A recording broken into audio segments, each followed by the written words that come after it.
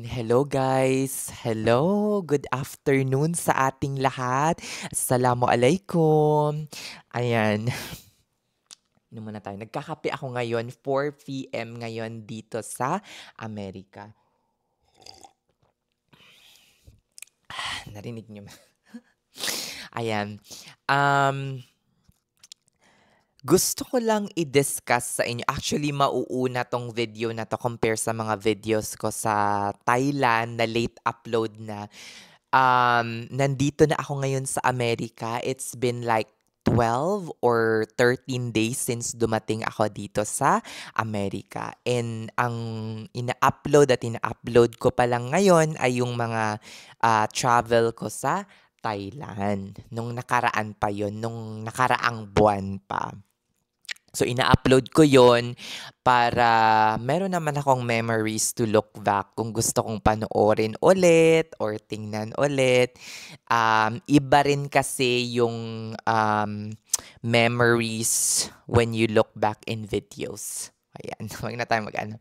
Ayan, nakikita nyo naman sa title ng video na 'to, gusto kong ikwento sa inyo yung naging experience ko naman nung bumalik na ako ng United States of America. Kasi, marami nang nagtatanong, actually pang 6 or 7 na tao na yung nagtanong sa akin. Siguro alam din nila kasi nakikita nila rin sa mga videos and Instagram ko siguro na bumalik na ako or nakabalik na ako ng Amerika. So, marami silang tanong kung mahigpit ba daw sa immigration.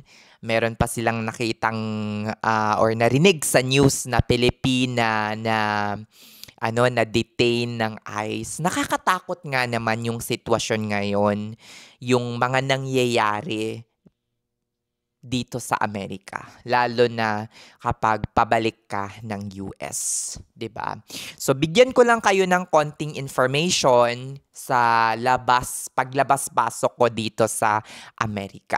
Okay. So, wag muna nating sagutin sa huli na, okay? Kung ano yung naging experience ko sa immigration. Bigyan ko lang kayo ng konting background, guys, kung yung entry, yung mga labas-masok ko sa Amerika. Nung March last week, alam nyo naman na nag-Eid ako sa Saudi Arabia. Nagtagal ako doon for about, I think, 5 days. Hold on. Thursday, Friday, Saturday, Sunday, Monday, Tuesday. Siguro mga 5 days ganyan.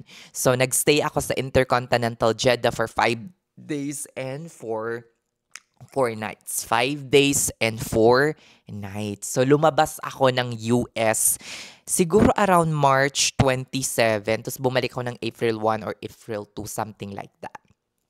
So, and then on April 16, lumabas ulit ako ng US.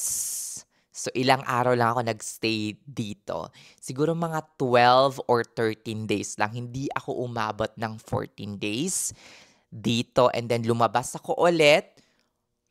Bumalik ako May 12 ang dating ko dito. So it's almost 1 month.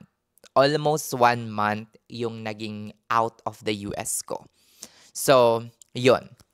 Yun yung aking naging travel history. Kumbaga, yun yung aking travel history. So, 12 days ako nag-US. Yes, nag-US in between those periods. Yung labas-masok ko. Ano muna tayo?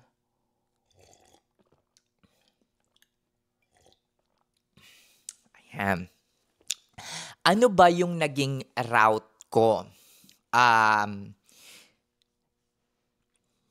naging route ko, guys, is Manila to Incheon, Incheon to Atlanta, and then from Atlanta to Dayton. Though yung final destination ko, guys, is Dayton, pero yung port of entry ko talaga is Atlanta. Kasi wala namang immigration dito eh. Sa Atlanta lang meron. So, na-interview ako ng immigration papasok ng US sa Atlanta Airport. Ang pangalan, Atlanta Hartsfield ata. Parang ganun. Atlanta. Basta Atlanta. Doon nakabase yung Delta at yung mga ibang mga malaking partner nila like Korean Air. So, ano ba yung naging preparation ko? Siyempre, madami na akong naririnig na mga ganyan-ganyan.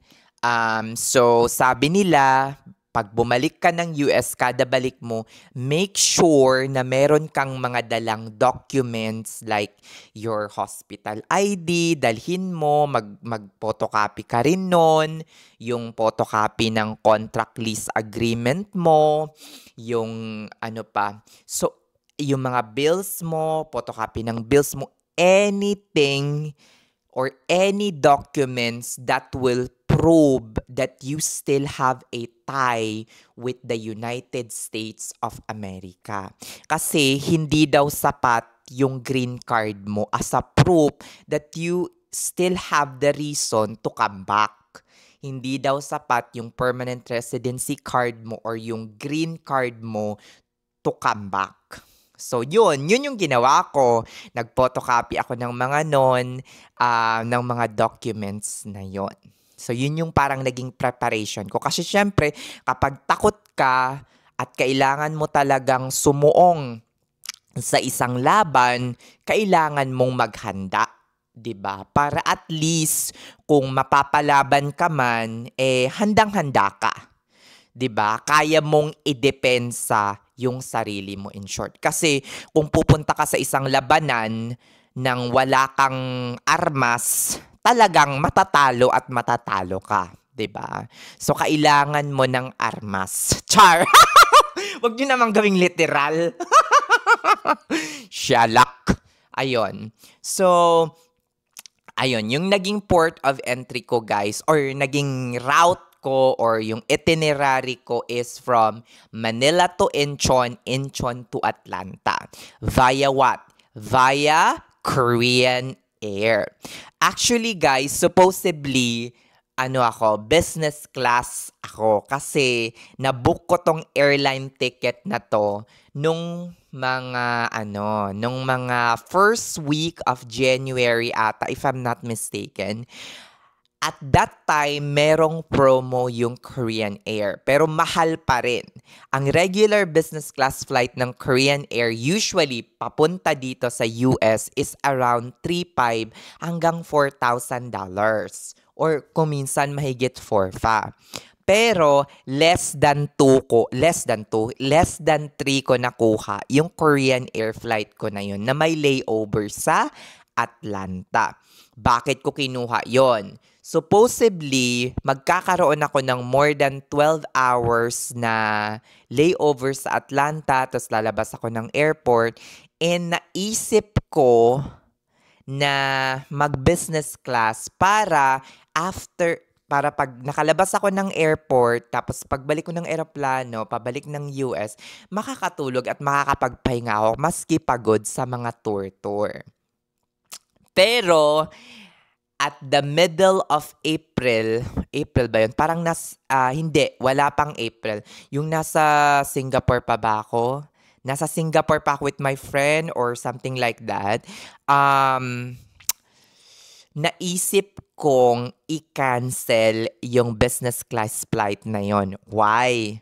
Kasi nakita ko merong IHG promo buy points, mga ganyan. Sa IHG kasi, nagpa-promo sila ng 100% bonus. So kapag bumili ka ng points sa IHG, which is my favorite brand, ng 50,000, you will get 100,000 points. And at that time, hindi naman sa wala akong pera, pero wala akong budget to buy points. So, ang ginawa ko, guys, wag na nating habaan, kinancel ko yung flight ko sa Korean Air na business class. Since refundable naman yon, nag-book ako ng economy class fare ticket, which is $500 lang. So, meron akong na-refund na almost mga 2,400 or 2,500, mga ganyan. After nun, yung 2.4 or 2.5, hindi niyan mababalik sa checking account ko. Yun yung pinambili ko ng IHG points na 500,000 points. Tanong, comfortable ba? Hindi masyado, pero kinaya naman. 'Di ba? Nakabalik naman ako. Hindi naman masyadong masama ang economy. Okay, uulitin ko bang mag-economy? Definitely yes. Sulit na sulit. Lalo na pag Korean Air. Ayan. Nakakapagod magsalita. Nakakapagod palang maging vlogger. Shalak. Shalak. So, ayun. Nung nasa Pinas na ako, ay di pabalik na ako. May 11 yung flight ko na yon. So, handa na yung mga documents ko and everything. Nag-prepare pa na. Usually, hindi ako nagpe-prepare. Green card lang. Pero this time, since nakakatakot daw na bumalik, pero hindi naman ako. Nung bumalik ako last year naman, yung nung last March naman, wala namang natanong sa akin na marami. Hindi rin tiningnan ng kahit anong documents, green card lang and everything. Yun, pumasok na ako. Wala naman, hindi naman naging maigpit. Pero nag-prepare pa rin ako since magiging matagal yung balik ko at konti lang talaga yung stay ko in between those travel sa US, which is April 1 lang hanggang April 15. So, magiging parang 14 days lang. 2 weeks lang ako nag-stay. Tapos nawala na naman ako for almost 1 month. So, syempre, baka matanong ako tungkol doon. Pero hindi naman ako tinanong eh. Ine-expect ko nga na tatanungin ako kung bakit ako labas ng US eh. Pero, hindi ako guys natanong. As in, zero question about that. Shalak! Walang natanong about that. But anyway, let's go to the experience. So yun, dumating ako sa NAIA around 9:30 p.m. 11:30 p.m. yung flight ko from 11:30 p.m. yung flight ko from Manila to Incheon, and then we will land in Incheon at around 4:30 if I'm not mistaken. 4:30 close to 5 o'clock, ganyan. So, ayun, pagkadating ko ng NAIA, pumunta ako sa check-in counter, pumunta din ako sa travel tax counter. Hindi para magbayad ng travel tax, pero para kumuha ng travel tax exemption. Ang travel tax exemption, guys, ay hindi nyo lang yan kukunin kapag bumalik kayo ng mismong Amerika, kung permanent resident kayo sa Amerika.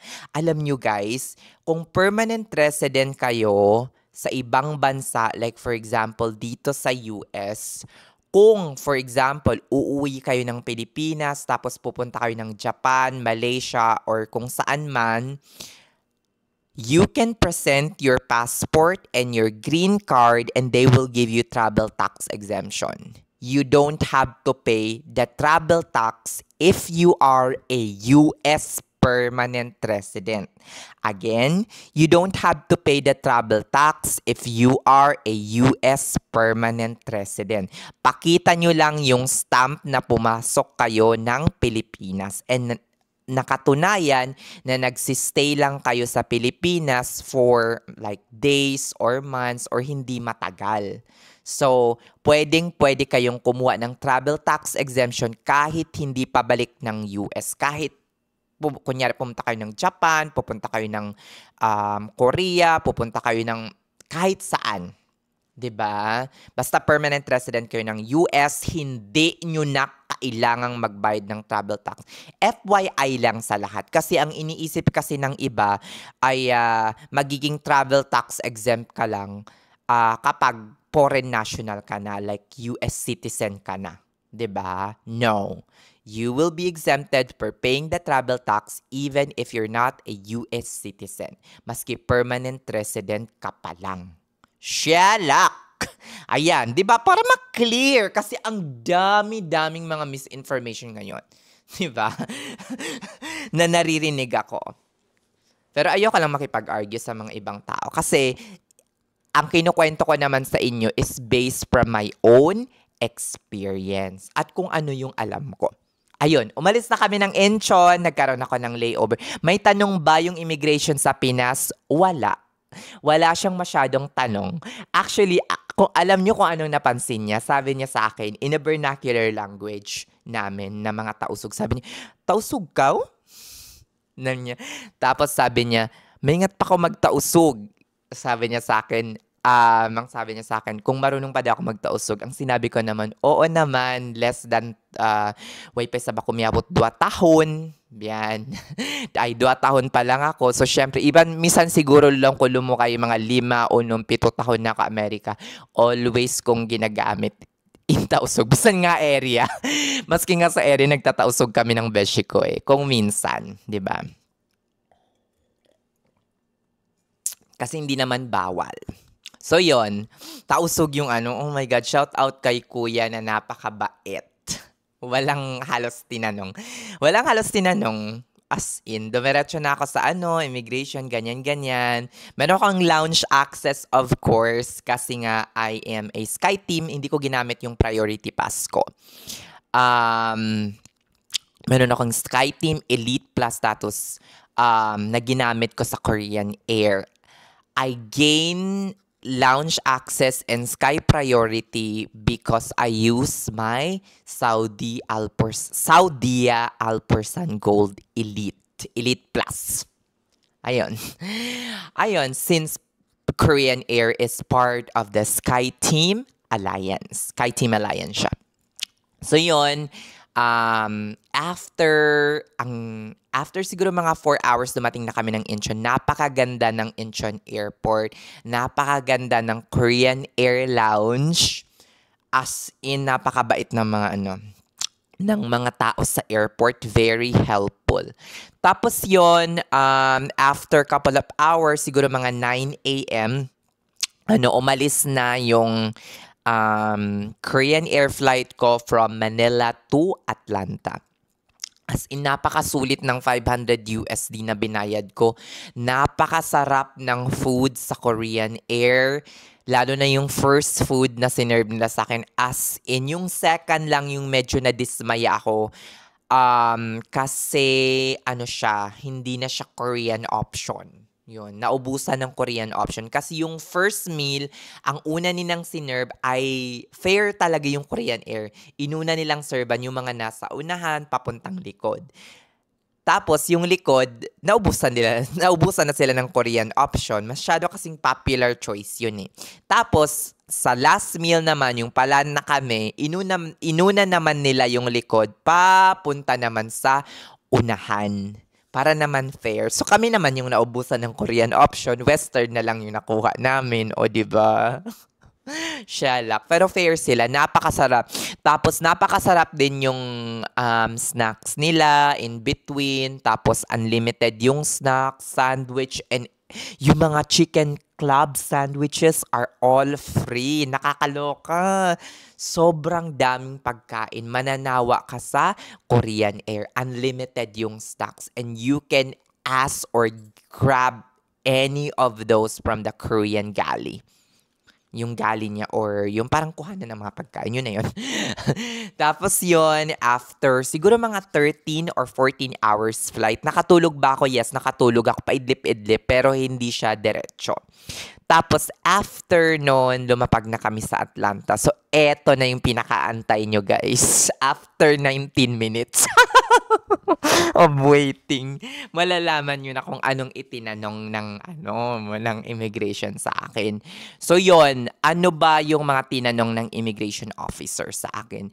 Guys, mind you na naka-global entry ako. Global entry, which means, ano tong tawag na to?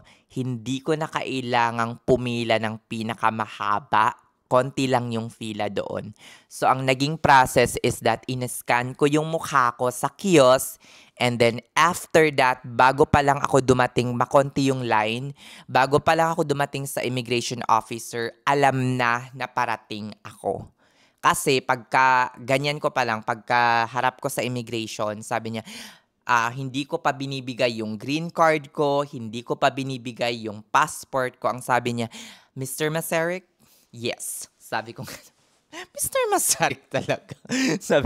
sabi niya, Mr. Masaryk. So, yun.